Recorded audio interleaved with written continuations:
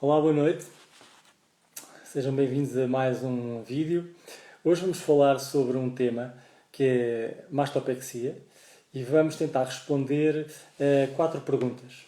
A primeira pergunta é se existe uma idade certa para fazer a mastopexia, ou se até se existe um limite na idade. A segunda pergunta que vamos tentar responder é que tipos de mama é que se podem tratar com mastopexia. Portanto, que alterações da mama é que são aquelas que têm indicação para mastopexia. A terceira pergunta que vamos tentar responder é se existe uma técnica que resolva todas as situações.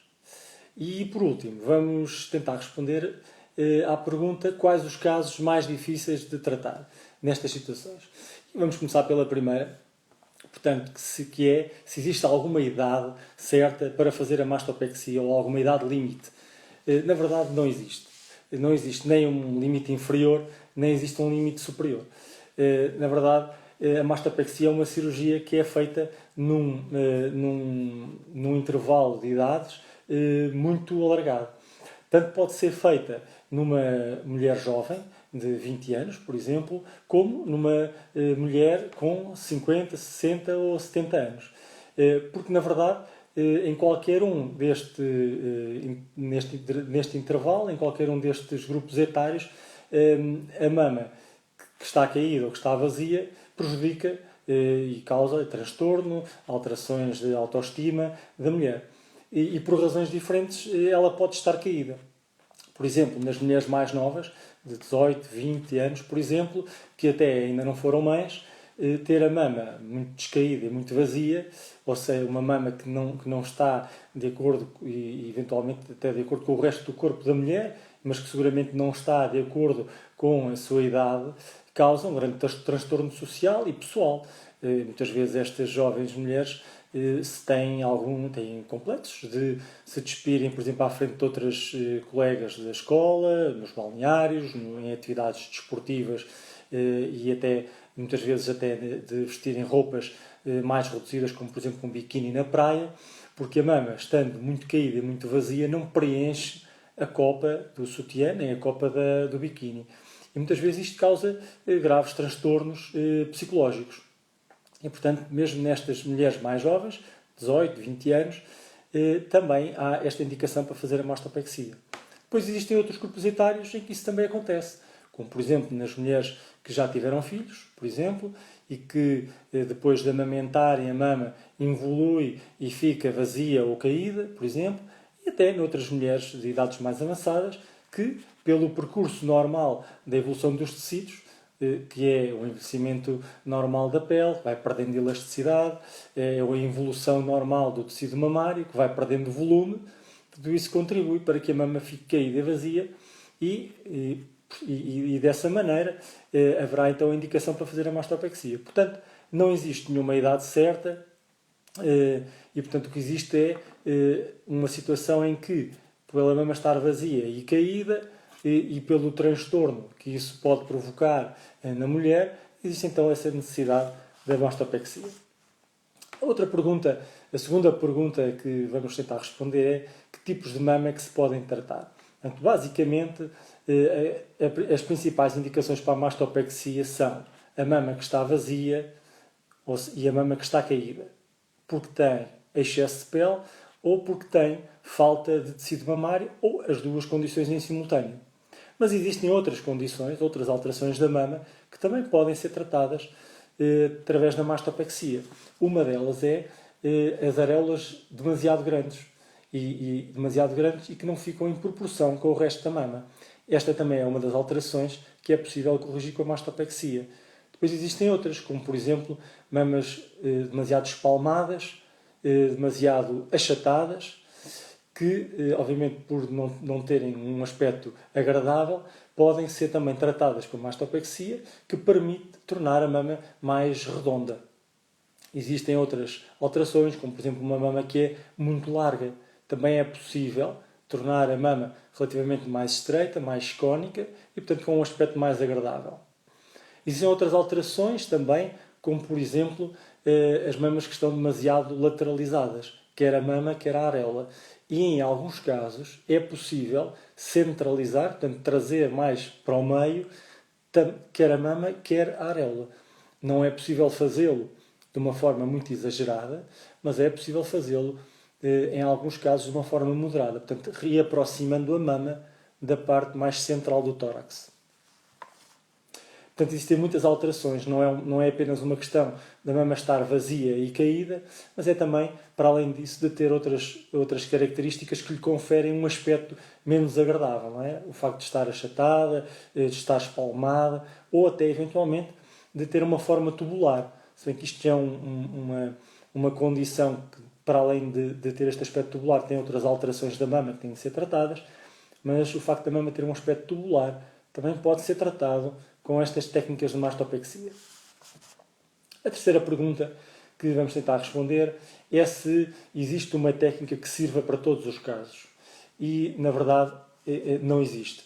E, portanto, é importante que o cirurgião plástico domine várias técnicas para poder adequar aquela que é mais, para poder utilizar aquela que está mais adequada para cada situação. E, resumidamente, existem 4 ou 5 técnicas assim mais gerais. Aquela primeira técnica, e é aquela que é mais simples de fazer, é a mastopexia chamada periareolar, ou seja, em que a cicatriz fica apenas à volta da areola. É uma cicatriz redonda. Há apenas uma cicatriz, que é redonda, e que fica à volta da areola. Ou seja, no final da cirurgia, a única cicatriz é essa e que fica escondida, precisamente, na transição da pele mais escura para a pele mais clara. Esta técnica, que é a mais simples, obviamente, é aquela que está indicada também nos casos em que a mama está pouco caída e que o excesso de pele é muito ligeiro. Depois existe uma segunda técnica que tem 2 cicatrizes, ou seja, tem uma cicatriz circular, uma cicatriz redonda e uma cicatriz vertical, como se fosse um chupa-chupa.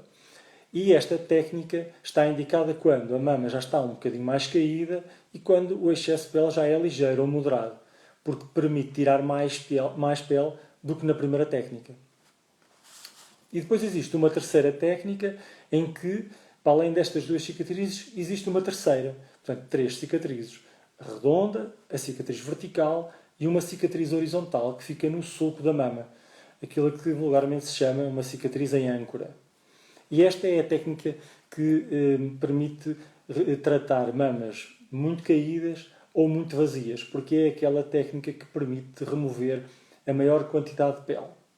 E como é fácil de perceber, quanto mais pele em excesso houver, maior a necessidade de fazer mais cicatrizes. E, portanto, esta última técnica reserva-se precisamente para quando existe muita pele em excesso e é preciso removê-la para adequar a pele ao conteúdo da mama. Estas 2 últimas técnicas, em que existe uma cicatriz, em que existem 2 cicatrizes, uma circular e uma vertical, e a terceira técnica em que existem 3 cicatrizes, permitem, para além de remover a pele que está em excesso, permitem também utilizar ou remodelar a mama, ou seja,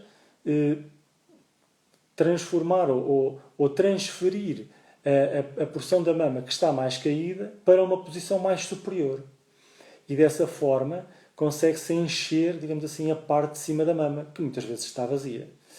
Esta técnica muitas vezes chama-se a técnica da autoprótese mamária. Ou seja, o que o cirurgião faz é utilizar a própria mama, que está caída, portanto está descaída no tórax, e fixá-la mais acima. O que ele vai fazer é suturar de uma forma específica, existem várias técnicas, de uma forma específica vai suturar essa mama que está caída no tórax numa posição mais superior. E depois vai ajustar a quantidade de pele a essa mama. É precisamente através desta técnica de suspender e suturar a mama numa posição mais superior que permite encher o polo superior. E é que se chama técnica da autoprótese. Existem várias formas de fazer isso e é precisamente isto que permite que a mama não caia tão depressa e a um ritmo tão rápido como caía numa situação normal em que não está fixa. Portanto, não é a pele que vai segurar a mama, o que vai segurar a mama é precisamente esta fixação da glândula mamária numa posição mais superior. Existem várias formas de o fazer. mas este é um passo fulcral na mastopexia. E depois existe uma quarta ou quinta técnica, se quisermos dizer assim, que está reservada para casos muito específicos e que permite apenas com uma cicatriz colocada no sulco da mama, fazer uma mastopexia. E então essa técnica chama-se a técnica da suspensão interna.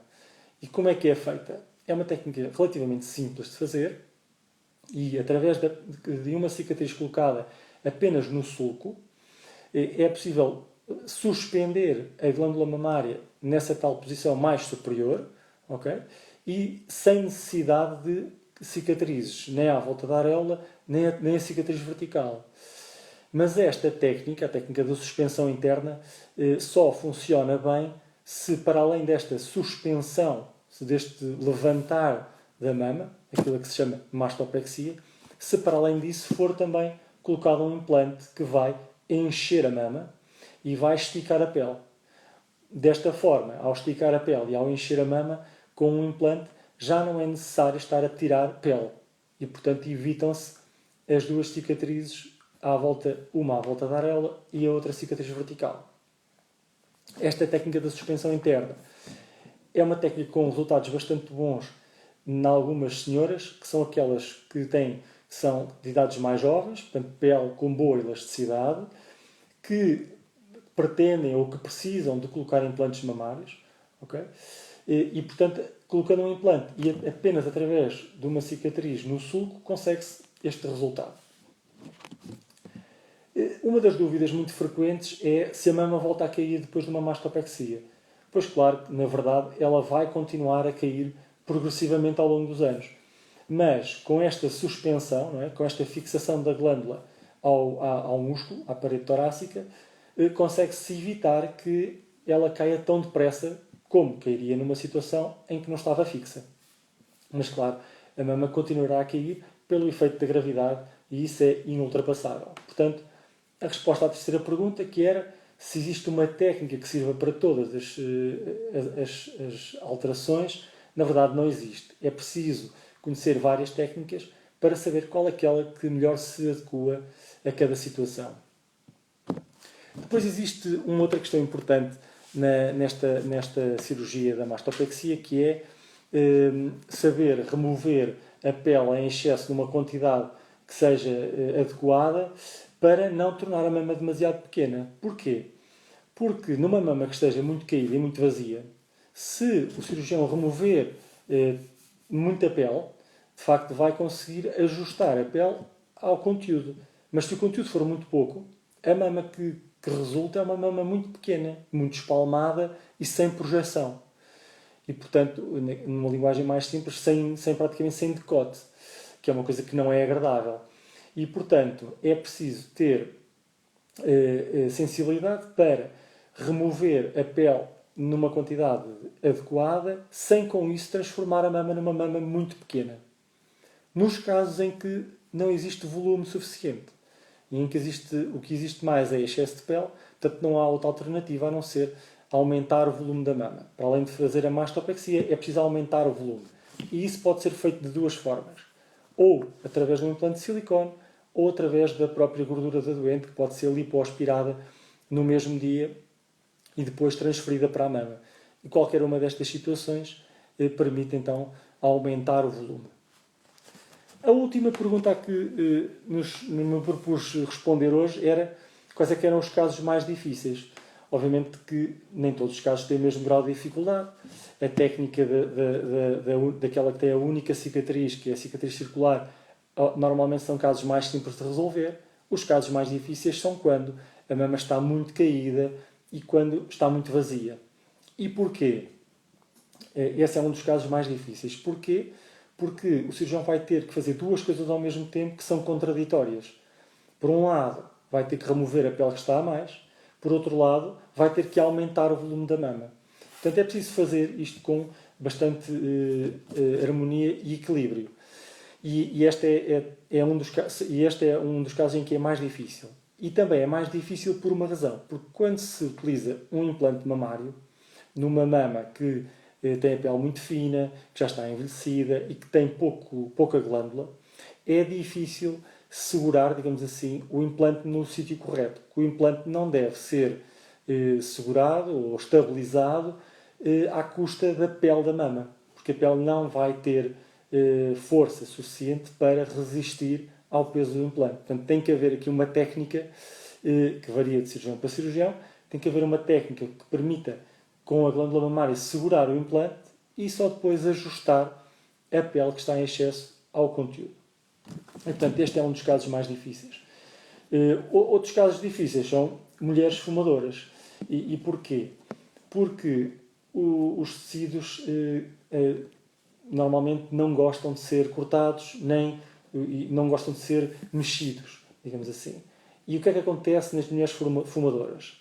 O sangue chega com mais dificuldade através dos vasos mais fininhos, chega com mais dificuldade às extremidades, seja à ponta dos dedos, seja à ponta do nariz, seja aos vasos mais fininhos que estão junto da pele, nomeadamente junto da pele do mamilo. E, portanto, quando as mulheres têm a mama muito caída, muito vazia, e para além disso fumam muito, isso torna a cirurgia ainda mais difícil, porque não se podem fazer demasiados cortes na pele, sob pena de comprometer a sobrevivência da própria pele e da pele da arela. E, portanto, as fumadoras são mulheres que têm mais riscos neste tipo de cirurgias. E por isso o cirurgião plástico deve sempre fazer uma consulta em que aborda todos os fatores de risco, doenças associadas, questionar a doente sobre os seus hábitos tabágicos e, no caso de a doente fumar, aconselhá-la a interromper de fumar. O intervalo que se recomenda é de pelo menos 6 semanas. Não chega a parar na semana anterior, não é necessário parar um ano antes, se bem que obviamente isso tem muitas vantagens, não só para a cirurgia, mas também para a saúde em geral da mulher, mas é pelo menos recomendável que se reduza ao máximo o consumo de tabaco nas 6 semanas antes da cirurgia. E estes são os casos mais difíceis. Temos ainda tempo para falar sobre a recuperação. Hoje em dia as cirurgias são cada vez menos invasivas, os internamentos são cada vez mais curtos, as recuperações são cada vez mais rápidas e não há aquela necessidade que se imagina ou que se imaginava há uns anos de a mulher ficar uma semana sem poder mexer os braços, deitada na cama e sem poder sequer levantar-se e tomar banho. Hoje em dia já não existe essa política. As recomendações obviamente que variam de cirurgião para cirurgião. Aquilo que nós recomendamos e que está demonstrado que a mulher pode fazer com toda a segurança é que no dia seguinte à cirurgia, normalmente quando a senhora tem alta da clínica, já pode tomar banho sozinha, vestir-se sozinha, preparar uma refeição simples em casa. Portanto, na prática, mexer os braços à sua volta de uma forma natural e como fazia habitualmente antes da cirurgia. É claro que há algumas limitações. Por exemplo, o que recomendamos que não peguem em objetos pesados durante pelo menos 7 a 10 dias e também recomendamos que não conduzam durante um período que pode variar entre os 7 e os 10 dias. Mas durante esse intervalo a mulher pode fazer a sua vida do dia-a-dia em casa, eventualmente até trabalhar ao computador, se for o caso, se for uma profissão administrativa, é possível trabalhar passado 3 ou 4 dias. Depois, eu tenho aqui uma pergunta, mas eu não estou a perceber muito bem. Não sei se tiver a oportunidade de repetir a pergunta, eu posso tentar responder. Bater fungos, não estou a perceber muito bem qual é que é a pergunta, mas se quiser repetir de outra maneira, eu terei todo o gosto em responder. E depois, obviamente, existem outras coisas que a mulher não vai poder fazer logo de início, nomeadamente grandes esforços, tudo o que envolva movimentos rápidos, tudo o que envolva movimentos pegarem objetos pesados, tudo isso deve ser feito mais tarde, passado 2, 3 semanas, e também conforme, depende do tipo de mulher, depende do tipo de doente.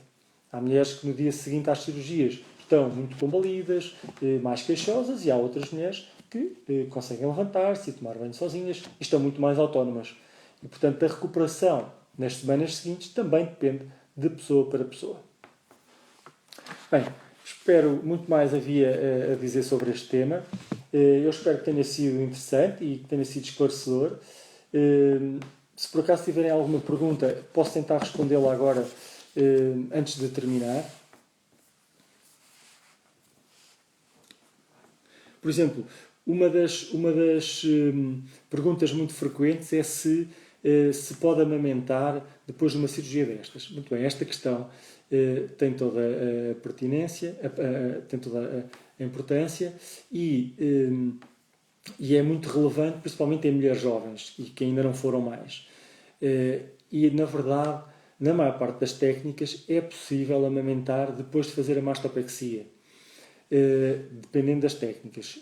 E porquê? Porque depois da mastopexia, e na maior parte dos casos existe a necessidade de suspender a mama, não é? Como expliquei, portanto, pegar na mama que está descaída e fixá-la, suturá-la numa posição mais superior, mas depois destes cortes na mama,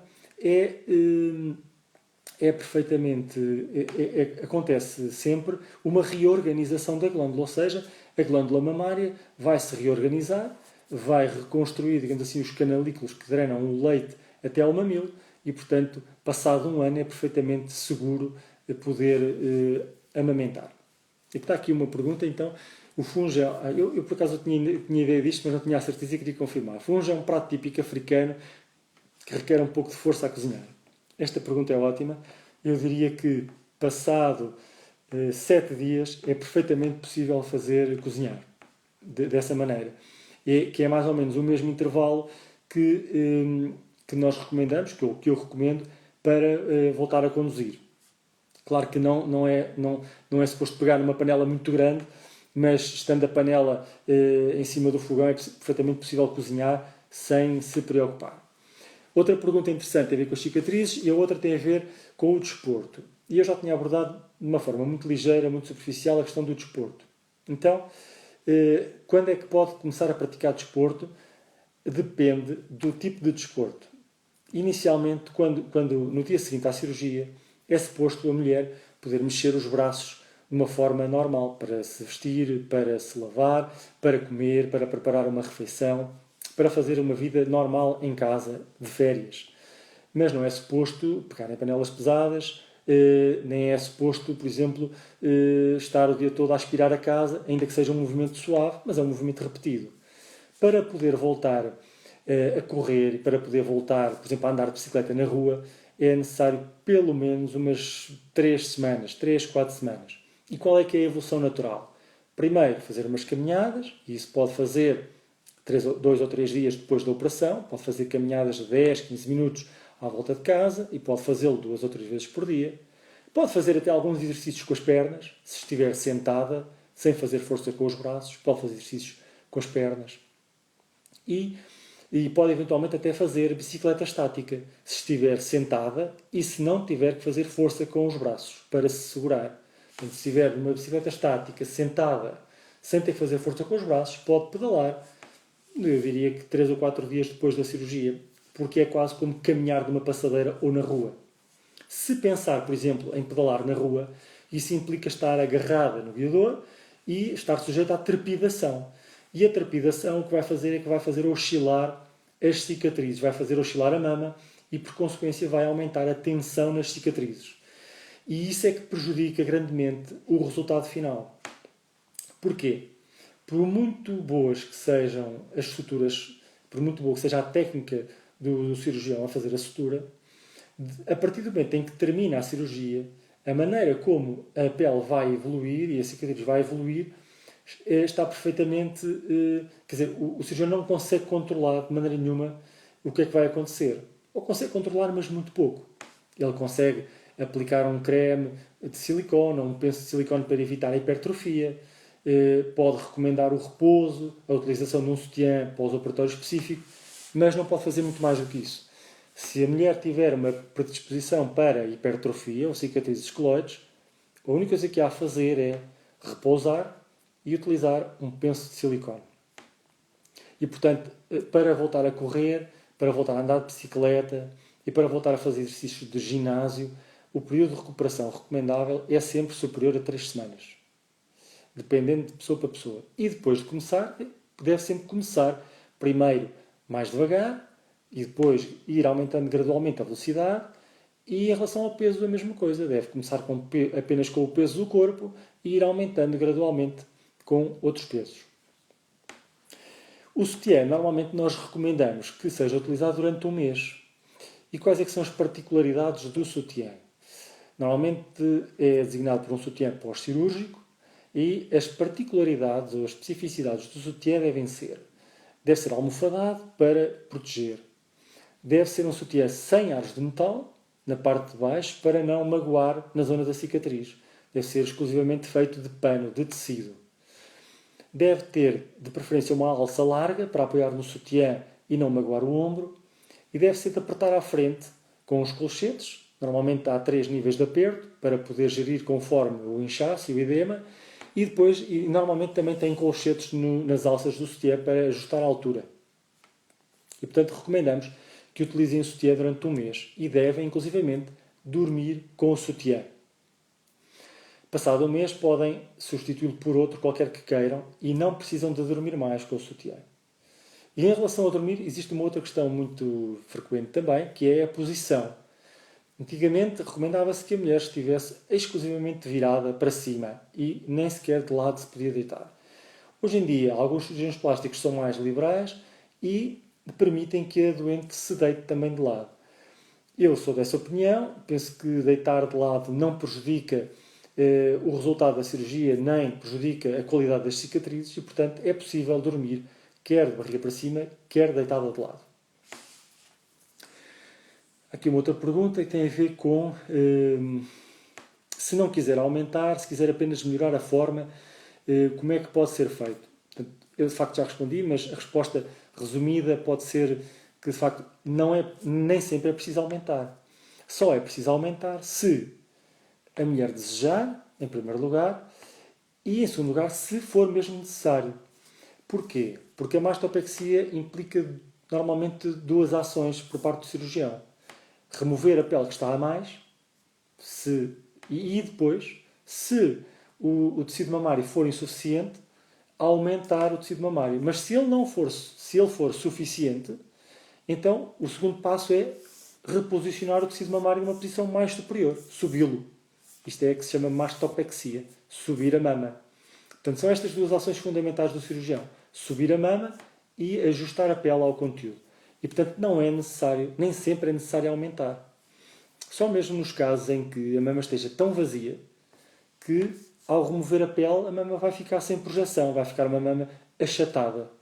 Portanto, nestes casos, é recomendável aumentar o volume, que pode ser feito ou com implante mamário ou com gordura da mulher, se houver gordura em quantidade suficiente. Há aqui uma outra pergunta que tem a ver com as cicatrizes. Portanto, eu expliquei que a cirurgia, a mastopexia pode ser feita com diferentes tipos de cicatrizes. De uma forma muito simples, quanto mais pele em excesso, maior a quantidade de cicatrizes que é necessária. Nos casos muito ligeiros, em que a mama está muito pouco caída e que o excesso de pele é muito ligeiro, é possível fazer apenas uma mastopexia com uma cicatriz à volta da areola. Uma cicatriz circular, que depois praticamente não se nota, porque fica na transição entre a pele mais escura e a pele mais clara da mama. Depois existe uma segunda hipótese, que é a cicatriz em chupa-chupa, ou aquilo que os ingleses chamam de lollipop.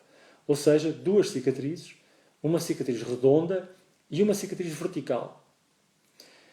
E esta está indicada para aquelas situações em que o excesso de pele é ligeiro a moderado e a mama já está um bocadinho mais caída. A terceira hipótese está reservada para quando a mama está muito caída e quando existe muita pele em excesso, e que são as 3 cicatrizes ou a cicatriz em âncora. Uma cicatriz circular à volta da areola, uma cicatriz vertical e uma terceira cicatriz que fica no sulco da mama, que fica escondida no sulco. E esta está reservada para os casos em que a mama está mais caída e mais vazia. Existe depois uma quarta hipótese, que é aquilo que nós chamamos a suspensão interna, que obviamente tem as suas indicações, não é possível fazê-la em todas as mulheres, e nesta técnica a única cicatriz que é necessário fazer é uma cicatriz no sulco da mama, que é uma cicatriz relativamente pequena, que pode ter cerca de 3 cm de comprimento, que fica escondida no sulco da mama, e depois de feita esta cicatriz, é feita a suspensão da mama numa posição mais superior, portanto é levantada a mama, mas depois tem que ser colocado um implante mamário para encher a pele, para evitar ter que se cortar a pele e fazer mais cicatrizes. Portanto, esta quarta técnica está reservada para, normalmente, mulheres que têm algum tecido mamário, portanto, que é possível levantá-lo e fixá-lo, okay? E que têm uma pele com boa elasticidade. É chamada a técnica da suspensão interna, tem uma grande vantagem que é apenas uma cicatriz no sulco da mama, normalmente uma cicatriz que tem entre 3 e 4 cm. Portanto, estas são as várias hipóteses possíveis no que diz respeito às cicatrizes. Portanto, eu espero que tenha sido interessante. Vimos que tipos de mama, vimos que não existe nenhuma idade específica nem limite para fazer este tipo de cirurgia, que ela afeta tanto mulheres jovens como mulheres com idades mais avançadas. Vimos quais são os tipos de alterações da mama que podem ser tratados, não só por estarem vazias e caídas, mas também por estarem achatadas, por terem um formato mais tubular até, ou por serem muito alargadas, ou por estarem muito lateralizadas no tórax, e é possível recentrá-las. Vimos que uma técnica não serve para todos os casos, que existem várias técnicas, e também vimos quais é que são os casos mais difíceis. Despeço-me, desejando uma boa noite a todos, reforçando sempre esta necessidade de cumprir com o confinamento e com a utilização de máscaras sempre que saímos à rua, porque esta é a única forma de cuidarmos de nós e também dos outros e de rapidamente ultrapassarmos este período mais difícil. E termino relembrando que, se tiverem alguma dúvida sobre este tema ou sobre outro tema dentro da área da cirurgia plástica, podem consultar a nossa página da internet em www.rcplastica.pt e lá certamente irão encontrar muita informação que espero que seja útil e esclarecedora sobre este tema e sobre outros. Mais uma vez, muito obrigado e boa noite.